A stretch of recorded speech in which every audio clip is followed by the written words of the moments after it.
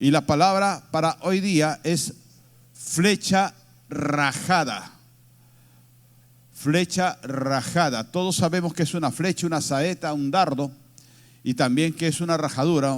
La rajadura que es un corte, es una ranura, una hendidura, como veíamos en la figura que se invitaba para este servicio en estos días. Es una fisura, es una herida en la pieza que es la flecha, ¿de acuerdo? Y nosotros encontramos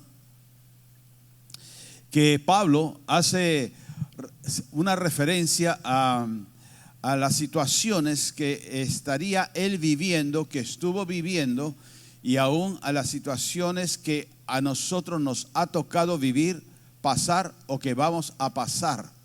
Que hay circunstancias en que podremos ser atribulados, pero cree y tómate de esta palabra, que podrás ser atribulado, mas no angustiados, ¿de acuerdo? No vas a estar en esos apuros ni dudando de tu propia vida, porque la tribulación, los problemas, las dificultades muchas veces nos hace ponernos en apuros. ¿Y ahora qué va a pasar? ¿Ahora qué va a suceder? Miren, hay una tendencia muy humana en todo ser humano, que las cosas que suceden, uno se imagina siempre lo peor. Cuando comenzó la pandemia, por ejemplo, y es algo que hasta el momento científicos, estudiosos, premios Nobel no lo entienden, y yo tampoco. Cuando empieza la pandemia, ¿por qué entre los productos que más se compraban eran rollos y rollos de papel higiénico? Una locura, ¿no? Uno iba a los supermercados y veías a la gente que se iba con sus carretas con paquetones de papel higiénico, cantidades, en todo lugar. Es que yo digo, la única explicación ilógica o lógica quiera decir que la gente decía, no, es que de miedo yo me voy a hacer el 2. Así que voy a necesitar papel higiénico en cantidades abismales. Pero bueno, fue un tiempo muy, muy duro, muy difícil, y todos, sin excepción todos, nos asustamos con justa razón, porque no había una solución. Era una enfermedad nueva, era una epidemia nueva que nadie la conocía, y por no conocerse no se hablaba de una cura, de un medicamento, de una sustancia química que pudiera curarla, y por ahí comenzaron a especular una serie de cosas: la ivermectina, el cloruro de sodio, o el CDS, no sé cómo se llamaba eso, el CDS, y miles de cosas, y la persona desesperada comenzaba a ingerir de todo lo que le decían. ¿Por qué? Por la desesperación, porque uno se imaginaba lo peor: acá me muero, acá nos morimos. Cuando viene ahora, por ejemplo, las lluvias, la lluvia de ayer, que fue bastante fuerte, bastante dura, también la mente humana tiene la gran tendencia de llevarnos a lo peor de lo peor, a lo peor de todo. Y ya uno se imagina, esto no va a parar, mañana va a llover igual, y todo va a ser como aquella vez que se salieron los ríos, las quebradas, y todo va a estar destruido. Y que esto, incluso a mí me preguntaban de ayer para hoy si es que iba a haber culto, y porque ya todos se imaginaban que esto iba a ser impasable, que esto iba a ser un río de agua, pero va a ser un río de agua, pero de agua viva, ¿de acuerdo? Entonces, ¿por qué? Porque está el Señor, está la casa del Señor, y están ustedes que son los valientes del Señor. Bien, entonces uno siempre se imagina lo peor, y por eso cuando dice cuando uno está atribulado, uno no angustiarse, no desesperarse, no dudar de sí mismo. No lo voy a poder lograr, no lo voy a poder hacer. Acá en esto ya terminé. Dice, y dice ahí que uno no tiene que desesperarse, uno tiene que esperanzarse en el Señor. Dice, padecemos persecución, mas no somos desamparados en ella. ¿De acuerdo? Persecución, la iglesia de Cristo en estos tiempos está sufriendo en muchas latitudes, en muchas naciones, y en naciones como la nuestra uno dice no hay persecución. Hay una persecución muy sutil, incluso me dicen, ¿no?, que en un programa de televisión de cocina a uno de los chefs que es cristiano por haber respondido, yo no he visto ese programa, pero por haber respondido en contra de los LGTB, de los gays, entonces lo han sacado del canal, ¿de acuerdo? Entonces eso es un tipo de persecución. Aún, por ejemplo, en Hollywood hay muchos artistas, por ejemplo, Jim Caviezel, el que hizo de Jesucristo, él se convirtió al Señor a causa de la película de Mel Gibson. A Mel Gibson, que quiso hacer esa película, él no es cristiano evangélico, sino católico practicante, y a Mel Gibson le cerraron las puertas para que no hiciera esa película. Y cuando Jim Caviezel hace esa película como actor, también a él le han cerrado las puertas. Por eso es que no se le ve ahora ya en películas. Lo mismo hay otros actores también que por ser cristianos les cierran las puertas. Entonces ese es un tipo de persecución. Pero si tú te vuelves trans, si tú eres de los que se les chorrea el helado, de los que les suda la espalda, de los que se le hace agua a la canoa, te abren las puertas de par en par. Porque somos inclusivos. Adelante. Y pasen de reverso, mami. De reverso, ¿no? Para que caminen así de reverso, o sea, a la inversa, ¿no? Mira para otro lado, amor, me pones nervioso. Me mira, me manda una mirada como yo no. Pero es así, es la verdad, que cuando el mundo está al revés, lo que dice la Escritura, lo que es malo ahora le dicen bueno, y lo que es bueno ahora le dicen malo. Ese es un tipo de persecución.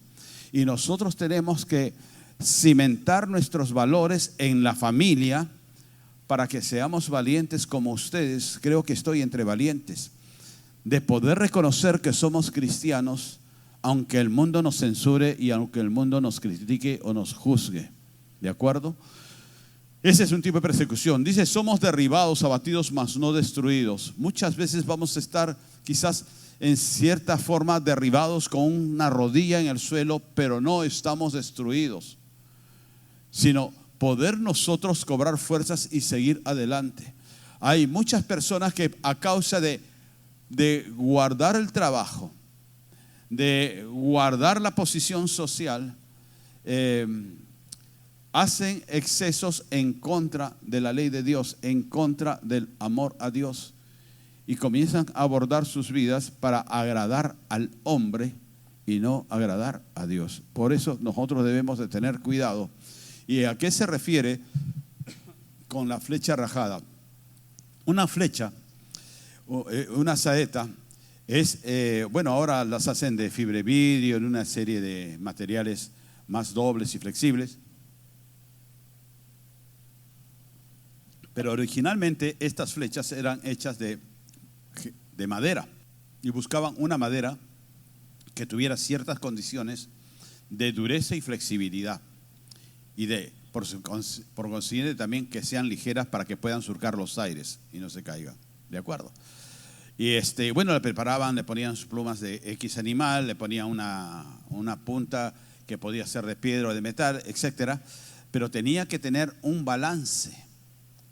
Miren ustedes que en esos tiempos, rudimentariamente, sin equipos ni materiales que hoy día hay, tenían que hacerse las flechas que tengan un balance, porque si ponían una piedra muy pesada, un metal muy pesado en la punta, esa flecha no iba a surcar, sino se iba a caer. Entonces tenía que llevar un balance, y la saeta, el cuerpo de la flecha, la madera, tenía que ser de una sola pieza. No podía estar piezada, ni tampoco rajada, ni quebrada, porque no iba a lograr, ¿qué cosa? El objetivo. Por consiguiente, si una saeta está rajada, no sirve para surcar los aires, no sirve para el cometido, para el propósito que el arquero le quiere dar, porque no va a lograr el objetivo, va a perder tiempo y va a perder material. Esto creo que lo entendemos por lógica, aunque no seamos arqueros nosotros. En Éxodo capítulo 3, versículo 10, Dios encuentra una flecha. Y el Señor le habla a esta flecha en el versículo 10 y le dice, ven por tanto ahora y te enviaré al faraón para que saques a mi pueblo, los hijos de Israel, de Egipto. ¿Quién es esa flecha? ¿A quién le están hablando? ¿Saben ustedes a quién es? Moisés. El Señor encontró una flecha que estaba perdida en los desiertos de Madián. Estaba quizás llena de polvo, quizás casi inservible en sus 80 años. Había pasado 40 años viviendo en Madián. Todo lo aprendido con lujos y con ciencias que recibió en Egipto, muchas de esas cosas habrán quedado sepultadas en el olvido de este hombre. Y cuando este hombre, para el ser humano común y corriente, era un hombre terminado, jubilado, vencido. Por eso también quiero hablarle a las personas mayores. No te sientas mayor por la edad que tienes, siéntete rejuvenecido por la unción del Señor. Que los años en uno, el Señor la va a usar como experiencia y como el gran valor para poder formar a otros en lo que hemos conocido, lo bueno y lo malo. Entonces lo mismo en este hombre, Moisés, con 80 años, el Señor lo toma como una flecha, como una saeta, porque estaba entero todavía. Y lo llama y por eso le dice, ven. ¿Para cuándo? Y ojo aquí, ahora. Porque nosotros muchos decimos, tenemos el llamado de Dios, tenemos el llamado de Dios. Y la pregunta sería, ¿y acudiste a su llamado? No, como una vez yo le dije a una persona que estimaba mucho, que estaba con nosotros, esta persona por profesión era educador, y justo en esos tiempos estábamos nosotros en necesidades de maestros. Y yo le dije, fulanito, ¿por qué no sirves en la escuela? Tú tienes técnicas, tienes escuela, sabes cómo llegar a la persona, cómo llegar a los alumnos, y lo puedes hacer también con adultos y con jóvenes y todo eso. Y él, porque él me decía, yo tengo un llamado de Dios para servir, yo tengo un llamado de Dios, yo amo a la iglesia, yo amo al Señor y amo la casa del Señor, yo amo la casa del Señor, y yo quiero servir, yo quiero servir, yo quiero servir. Pero él solamente quería servir en Ujieres, nada más, porque se sentía como una palomita libre que corría por acá, por allá y comenzaba a picotear a todo el mundo como picaflor, y así le decía, tú, siéntate allá, tú, párate allá, tú, haz aquí. Pero el pastor decía, amén, y antes de llegar a la N, él ya se iba. Paraba así acelerado. Y entonces yo le dije, tú serías un gran maestro. No, todavía no, pastor. Cuando me jubile, que ya estoy próximo a jubilarme, el próximo año me jubilo, para cuando me jubile, ya ay sí, yo serviré a tiempo completo en la escuela, donde usted quiera, donde usted diga. Ok. Han pasado creo que 15 años. Nunca sirvió de nada. Sirvió en Ujieres, pero servía donde él quería y no donde Dios quería. Y donde él pudo dar fruto y mucho fruto. Y muchas veces sucede eso con nosotros. Uno dice, yo quisiera servir al Señor, yo quisiera esto, yo quisiera el otro, pero el Señor tiene sus formas y tiene su lugar donde quiere que tú le sirvas. Entonces tú quieres servir al Señor, ya, pero acá el Señor le dice, ven, por tanto, ahora.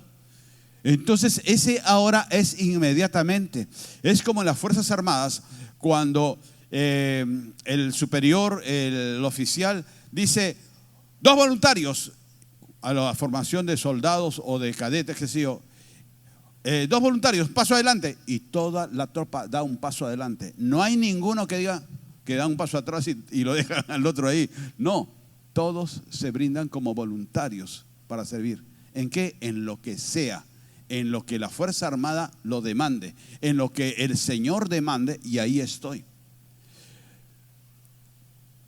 Nosotros podemos aceptar el ahora y ponernos a la disposición de Dios y en las formas que Dios quiere. Cuando una flecha va a servir para ser lanzada por el arquero, tiene que pasar por un pulido, tiene que pasar por un balance, tiene que pasar por un proceso. Le tienen que poner las plumitas para que pueda surcar los vientos. Es más, incluso los arqueros ya especializados, por decir así, la cantidad de plumas, incluso en algunas películas se puede haber visto que el arquero agarra y arranca algunas plumas para darle una mejor dirección a esa saeta en procura del blanco que el arquero quiere llegar. Entonces todo tiene una razón de ser. El hecho de yo quiero servir, pastor, así que cuando usted quiera y se sienta ahí con tos o quiera tomarse un refresco, vaya nomás, me llama, yo subo y predico. Y yo te voy a decir, qué bueno. Primero vas a ir a predicarle a los baños, ¿a qué? Al water, al agua. Anda, predícale ahí a los marineros que están flotando. Anda, predica ahí. Empezar desde ahí. Porque no es el hecho que uno salta con garrocha en el servicio al Señor. Mi esposa y yo, nosotros servimos en la iglesia que llegamos en Lima, y servíamos en Ujieres y servimos por buen tiempo. Y era una iglesia que no tenía mucha gente. Y servimos como Ujieres. Y lo hacíamos de la mejor gana. Después fuimos maestros, después fuimos de todo en lo que Dios nos demandaba, porque no es yo voy a servir en lo que quiero. Moisés pudo decir, no, pero yo quiero servir, bueno, mátamelo al faraón y ya a mí me sientas ahí en el sillón del faraón y ahí te puedo servir. No, Moisés escuchaba.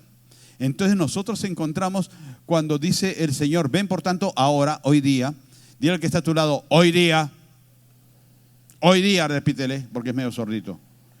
Y repítele por tercera vez, hoy día. Porque uno es sordo y hay el otro que se hace el sordo. Y te enviaré, dice, te enviaré a Faraón para que saques a mi pueblo de Egipto. Entonces tenía un propósito Dios. Tenía un propósito para llamar a esa flecha, para llamar a esa saeta.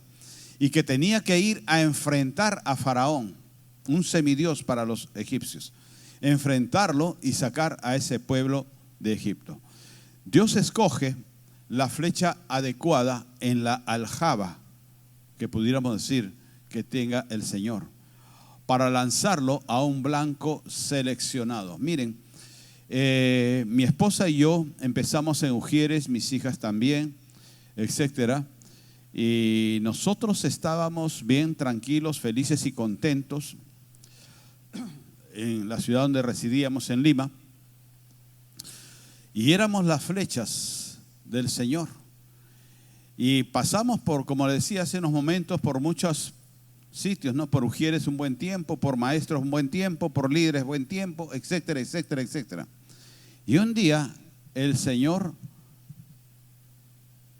templó la cuerda del arco y nos lanzó a 570 kilómetros de distancia, a Trujillo.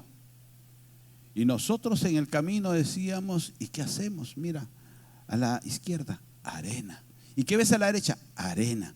¿Y qué ves atrás? Arena. ¿Y qué ves adelante? Arena, hash, ¿no? Y ahí estaba, ahí el cantante ese de Arena Hash, ¿cómo se llama? Que es tan cotizado. ¿Ah? Pedrito Suárez Vértiz. Y nosotros nos dejamos lanzar. Nos pintaron en el camino que las cosas iban a ser duras, tétricas, pero aquí vamos a comer bien, porque acá se come bien. Que iban a ser muy duras, muy difíciles, pero nosotros le creímos a Dios y nosotros llegamos acá. Cuando tú reconoces que tienes un llamado de Dios, obedece. Porque nunca conocerás la bendición que Dios tiene porque desobedeciste, que no te dejaste lanzar al blanco que Dios había separado para ti. Nosotros muchas veces, quiero ahora dirigirme a los que sí han obedecido o a los que van a obedecer a partir de esta enseñanza. Y el más ocupado, porque tú como flecha no surques los vientos hasta dar en el blanco, es el enemigo, de muchas formas. Con el patriarca Abraham, el cual el Señor, su blanco separado para Abraham, era que iba a ser el padre de naciones cuando él todavía era Abraham, el padre de multitudes, el padre de naciones, el padre de dos naciones muy prosperadas en la actualidad, como son Israel y los musulmanes, ¿de acuerdo? Muy prosperada. Él aceptó el llamado Dios no le dio una evidencia física o una visión de todo lo que iba a hacer en un futuro esa nación que iba a salir de él. Simplemente Dios también le dijo, sacó la aljaba y le dijo, ven ahora en este momento a mí y yo te enviaré. Y el Señor soltó la flecha de Abraham y viajó. Y el enemigo en el camino le estuvo susurrando en el oído, ¿qué vas a hacer de naciones? Tu mujer es estéril, tú tienes 75 años, no han tenido hijos hasta ahora, ¿qué vas a hacer? Y por eso es que Abraham posiblemente llevó a su sobrino Lot para tenerlo como un hijo y que sea el que iba a heredar el llamado de Dios. La esterilidad. Muchas veces la esterilidad física o espiritual o almática, porque hay de todo eso, puede ser el instrumento del diablo que nos pone una zancadilla para que no corramos. La esterilidad física, hombres, mujeres que se han casado y que no sale embarazada la señora y no tienen bebés, o que se han hecho tratamientos y no salen, y muchas veces se sienten frustrados. Pero tranquilos, agradecer a Dios no por la esterilidad, sino por el propósito de Dios que tiene de enseñarnos a través de esa esterilidad física.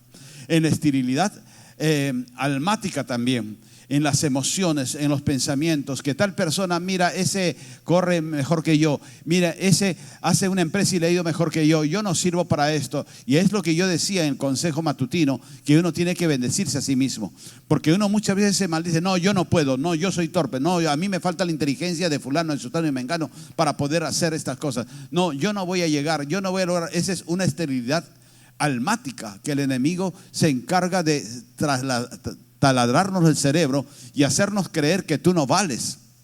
Puedes haber tenido un fracaso, dos fracasos. Miren, yo escuchaba el otro día nomás que a Walt Disney, todos saben quién fue Walt Disney y todo lo que él hizo de Disney World y toda esa cosa. Pero Walt Disney en su juventud entró a trabajar para un periódico, creo, y el dueño del periódico lo despide y le dice, tú no tienes creatividad, tú nunca vas a ser bueno para esto, busca otro tipo de trabajo. Miren, no tenía creatividad. Miren, uno de los genios de la creatividad que hasta hoy se sigue extendiendo.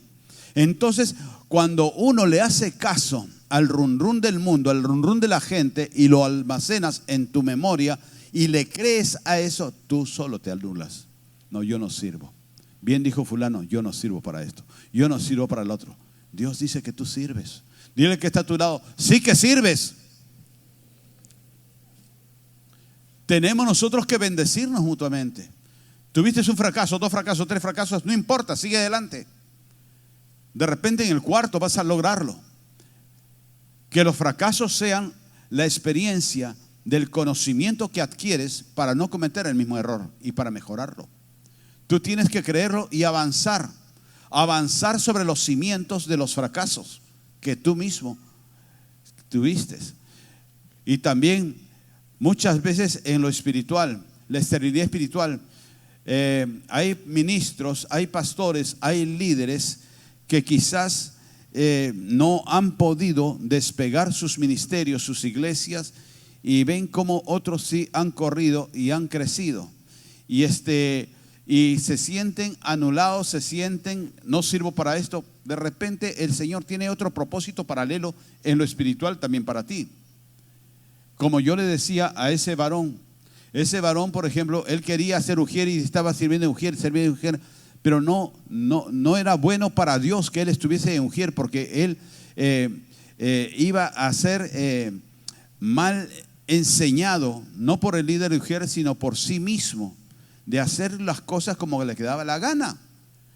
Y quizás el llamado de ese varón era de maestro, como su pastor le estaba diciendo, porque él sabía cómo manejarse pedagógicamente y cargándose de la palabra del Señor iba a ser de gran bendición para tanta gente. Cuando nosotros nos sentimos mal por la esterilidad que el enemigo está lanzando sobre nosotros en ideas, no lo creas. José, el bisnieto de Abraham también. El Señor tenía un bull, un target, un blanco para José, y eso era establecer el pueblo de Israel y proyectar a ese pueblo, porque él fue el que entró y repartió la tierra, ¿verdad? Entonces este José tenía una rajadura muy profunda y muy dolorosa, que era la traición de sus hermanos, la traición de los hijos de Jacob, de sus hermanos mayores, la traición y por consiguiente el rechazo.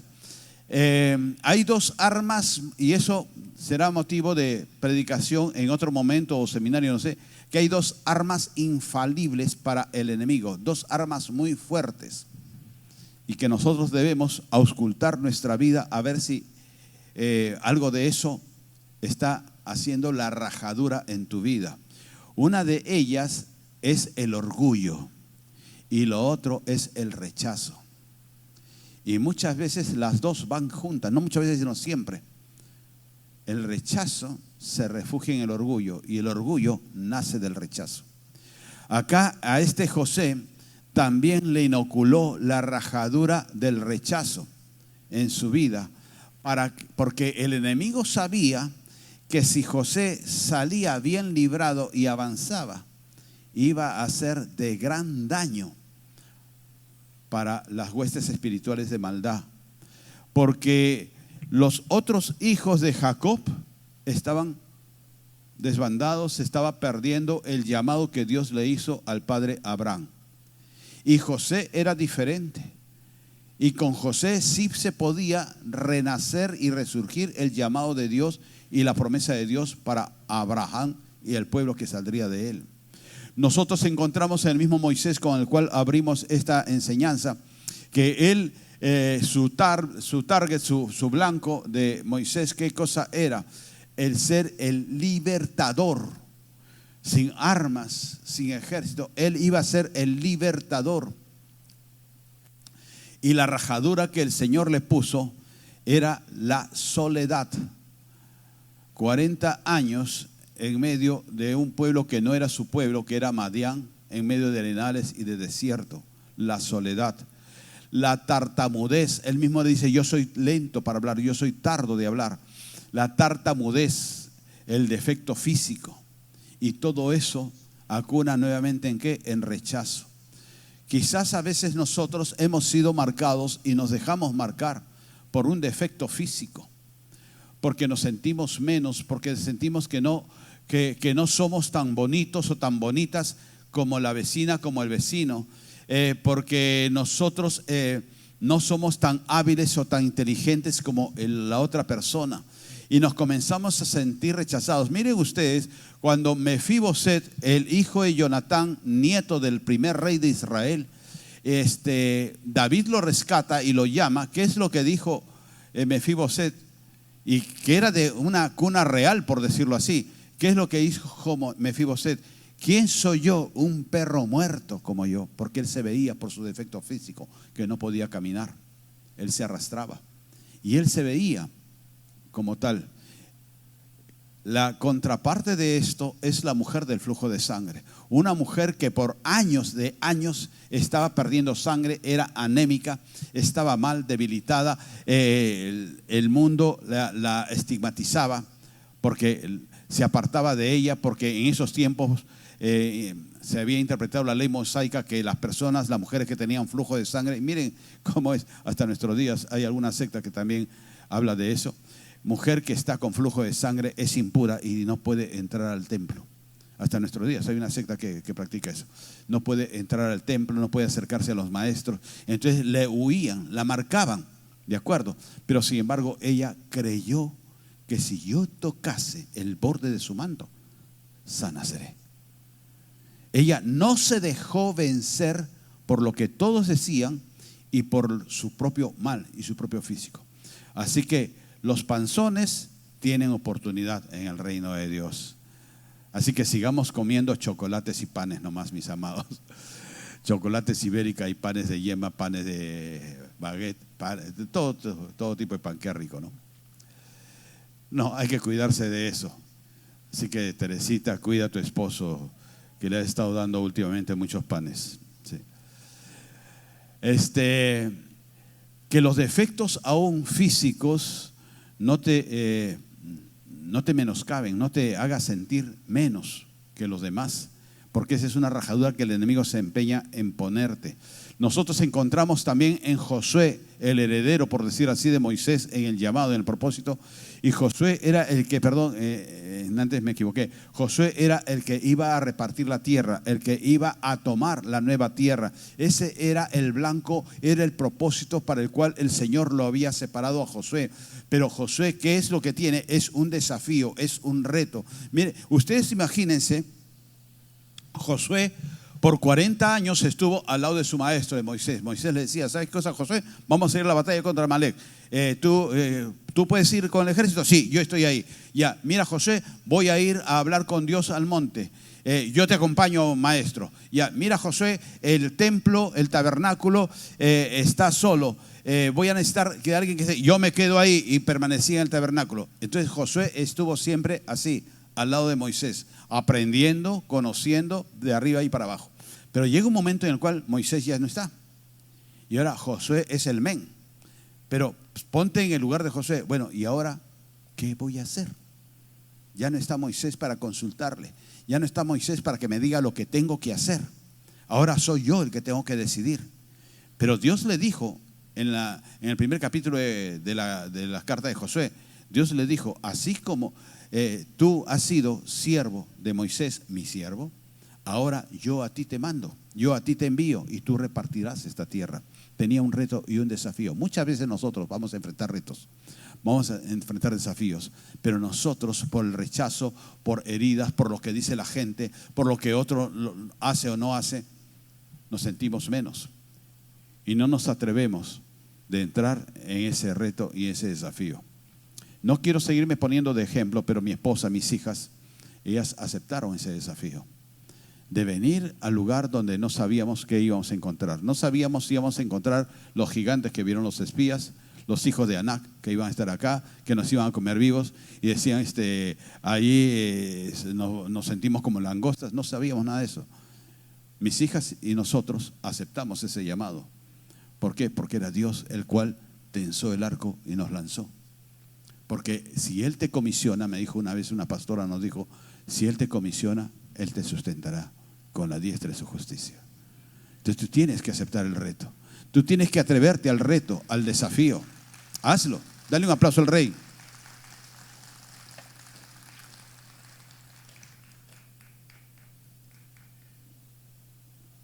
Otro, Sansón. Sansón, el llamado de Dios que tenía para Sansón es que sea juez. Por eso es que está en el libro de los jueces. ¿Quiénes eran los jueces? Eran en los tiempos que no habían reyes, eran los administradores, eran los gobernadores, eran los que estaban para ver las cosas que estaban bien y las cosas que estaban mal y decir esto se hace y esto no se hace. Eso era un juez. Y él tenía ese llamado de Dios como juez. ¿Y qué sucedió con Sansón? En el camino, el enemigo comenzó a rajar esa saeta, comenzó a rajar esa flecha. ¿Con qué? Con los amores. Amores que matan, ¿no? Con esos amores. Y verdad, amores que matan. Y la cholita esa le cantaba, creo que a Sansón, porque lo mató a Sansón, por ser tan enamorado. Las emociones, mis amados, también el enemigo las va a usar muchas veces para rajarnos la vida. Yo he conocido personas con llamado de Dios, personas muy fieles con el Señor, pero sin embargo, a causa de amores, dejaron el llamado, dejaron el propósito, perdieron el paso y esa flecha comenzó a caer. Porque fueron rajados. Y no es porque el amor sea malo, no es malo, el amor es bueno. Mi esposa y yo tenemos ya 40 y tantos, 46 años de casados y seguimos juntos, unidos en el mismo sentir. Entonces nosotros también muchas veces por el amor, por los amores, por las emociones, perdemos de vista. Yo a veces les he contado de un querido amigo que era mi discípulo y que era también, trabajaba conmigo y yo era su jefe y todas esas cosas. Y él amaba al Señor tremendamente, él clamaba, oraba, intercedía y todas esas cosas. Pero él se casó con una chica que también iba a la célula, de acuerdo, era cristiana. Pero hay cristianos y cristianos. Hay cristianos de verdad y hay cristianos religiosos. Y esta chiquita era una cristiana religiosa. Bueno, él se casó y dije, yo pensé, bueno, él va a seguirla levantando a ella, porque se estaba levantando la chiquita. Él va a seguir levantándola a ella para estar corriendo juntos y van a ser una pareja que sean fuego. Mentira, ella lo apagó a él. Se casa y él me dice, Reinaldito, ¿sabes qué cosa? La palabra también enseña, ¿no?, que uno debe tener un tiempo cuando se casa, y así también como un tiempo de duelo cuando hay muerte, un tiempo también de gozo, un tiempo para poder estar. También así que me he casado y voy a descansar por un corto tiempo. Y yo le dije, no lo hagas. Yo sentía decirle, no lo hagas, no descanses ni un día. Métete a fuego con el Señor, tú y tu esposa fulanita. Métete. No lo hizo. Han pasado, qué sé yo, más de 25 años y hasta ahora no se levanta él. El amor por el ser humano, el amor por la pareja, le apagó el amor por Dios. Yo ya no sé más de su vida, solamente sé que está en nada. Él mismo me lo dijo un día que lo encontré. Entonces las emociones no son malas, son buenas. Cuando el ser humano tiene la emoción y la sujeta al espíritu. Pero no cuando la emoción lo sujeta al ser humano y lo domina. No te digo que no te enamores. El amor es bueno. Enamorarse es bueno. Orar para enamorarte de la persona adecuada que venga de Dios.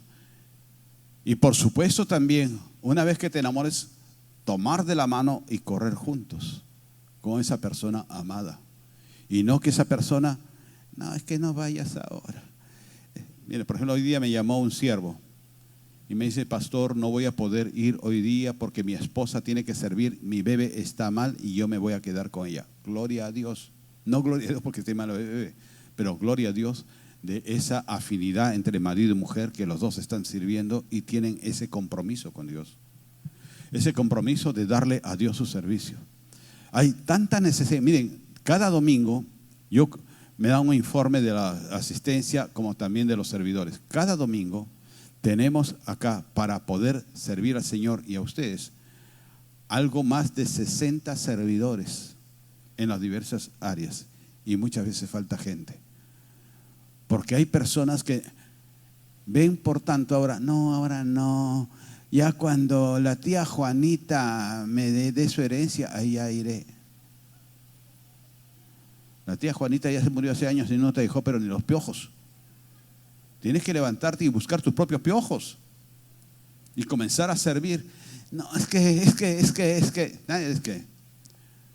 Todos son justificaciones. Mi abuelita decía, en los infiernos están tapizados de justificaciones, de pretextos, para decir no.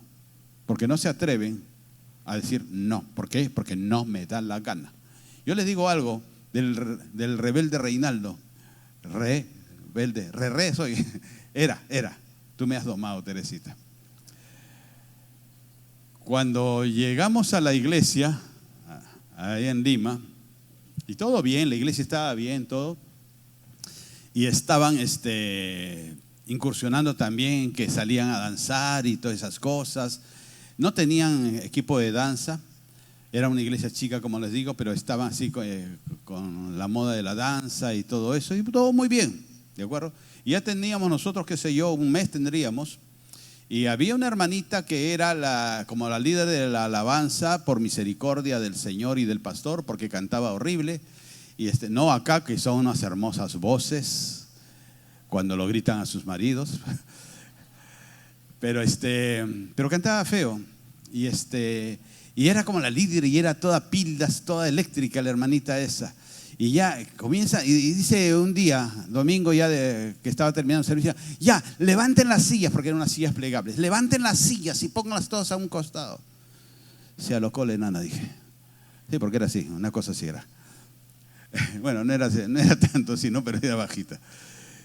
Y dije, ¿ahora qué va a hacer?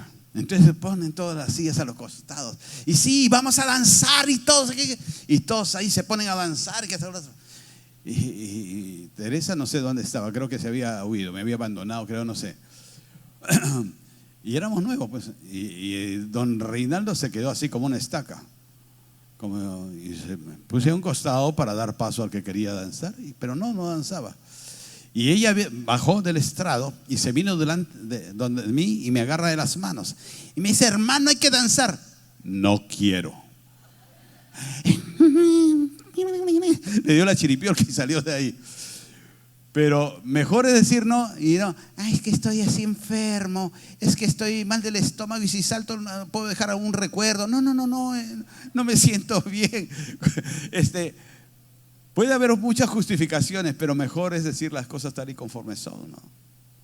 Oye, hermano, me han pasado el informe y tú no estás diezmando. Ah, no, es que se ha confundido. Ahí el hermano Joseph no ha pasado mi diezmo, porque yo siempre paso. Una vez cada 10 años, pero lo paso, sí, no, se ha equivocado. Qué raro, porque yo sí he dado y no, que busquen bien. ¿Por qué no dicen? No, la verdad no, yo no diezmo. Yo he conocido algunas personas que sí han sido valientes y muchas de ellas han sido mujeres. Gloria a Dios por las mujeres. ¿Quién dice amén?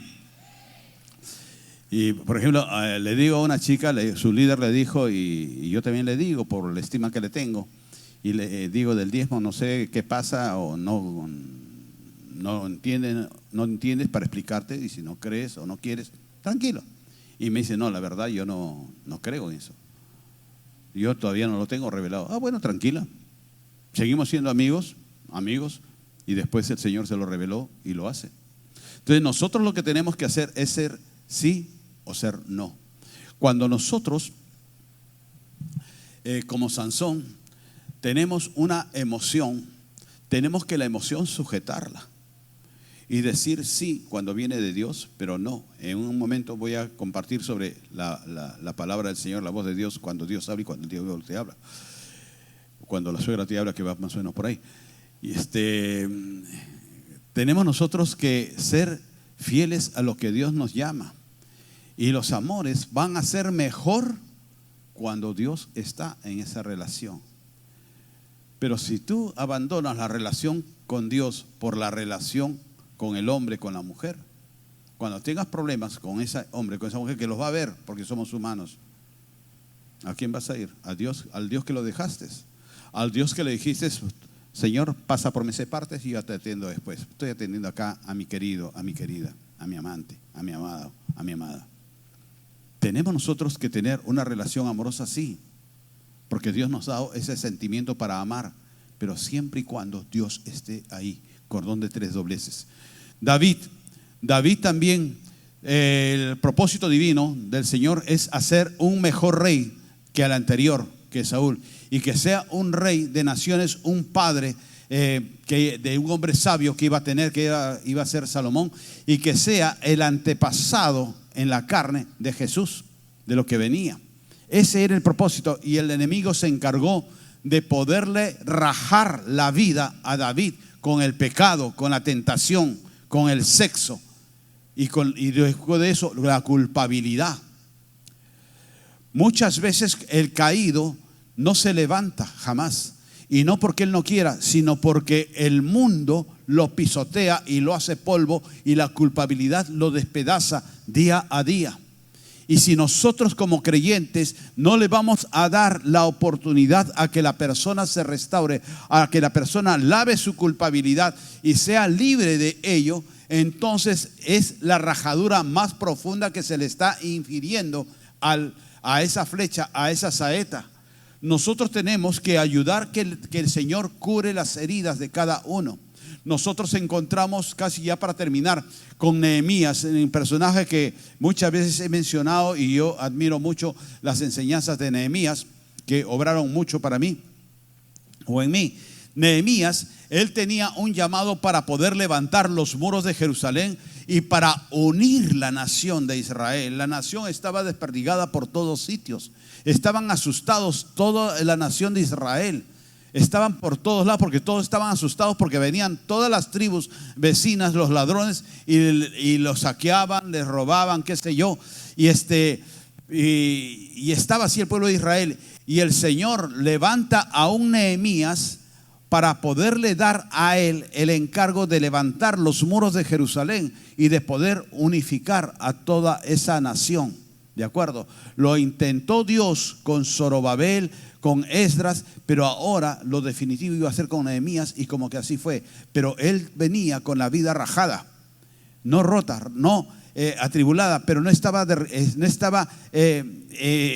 como dice acá la enseñanza, no estaba derribado, pero no estaba destruido. Nehemías, él era un judío, pero era esclavo de un rey impío, que tenía una posición dentro del palacio, él como copero del rey, hombre de confianza del rey.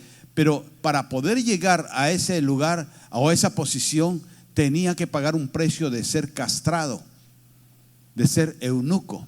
Los servidores de los palacios, todos tenían que ser eunucos, tenían que ser castrados. Y él era eso, era un eunuco, no tenía descendencia ni nunca la iba a tener. Y él era un esclavo que iba a regresar donde su maestro, donde su amo. ¿De acuerdo? Y eso era la rajadura de su vida que él tenía, pero él no se detuvo para cumplir el propósito divino. Y alguien más, Jesucristo, cuyo llamado de parte de Dios era ser el Salvador, era ser el Cordero inmolado. Pero sin embargo, y él, Jesús, la parte divina de Jesús, le dictaba lo que iba a suceder con sus discípulos, a los cuales él por 3 años le dio vida, tiempo, corazón y atención y amor. Por 3 años anduvo con ellos. Tenía 72, de los cuales 12 eran los más cercanos, por decir, los maestros, los líderes de primera generación, por decir así. Y de aquellos tenía 3, que eran los más cercanos, que se los llevó al huerto de los olivos para que lo acompañen a orar. Pero él sabía que todos lo iban a dejar, todos sin excepción, que uno lo iba a vender y que otros lo iban a dejar. Y aún el que gritaba y a los 4 vientos que él estaba con Jesús, que si Jesús lo mataban él también moría y todas esas cosas, Pedro lo iba a negar 3 veces. En una sola noche, 3 veces lo iba a negar, su amigo. Jesús cargó en su vida, en su alma, la esterilidad de no ver que hubiese una proyección de vida en discípulos que lo iban a traicionar. Cargó en su alma la traición del hombre, de lo que él vino a darles y que el hombre lo rechazó, porque dice la Escritura también que él, en Juan, que la luz vino al mundo, pero el mundo lo rechazó porque prefería la oscuridad. Hasta nuestros días se cumple eso. Han pasado más de 2000 años, hasta nuestros días.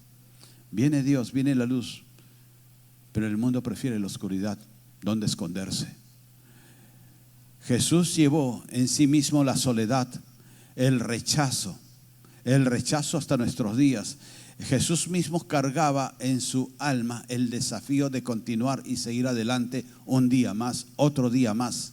Jesús llevaba también la sensibilidad de un hombre natural, de poder tener un día una mujer, casarse, tener sus hijos, tener un hogar y amarla. Y él sabía que no iba a poder ser eso. Jesús llevaba el pecado y la culpabilidad tuya. Cuando tú te sientes que ese pecado te ha marcado más que la cruz, Él quiere que tú entiendas que la cruz no es una marca, la cruz es un camino de salvación para ti y para borrar ese pecado, la sangre de Cristo que fue derramada.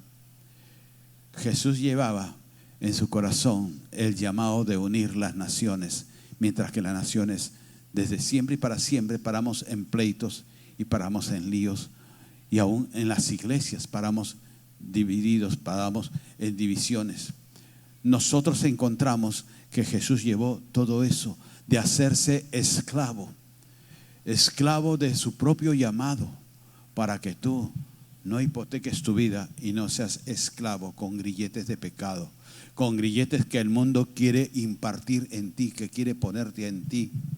Nosotros te decimos en este día: no permitas que la vida, que el hombre, que el enemigo raje tu vida más de lo que ya la has traído.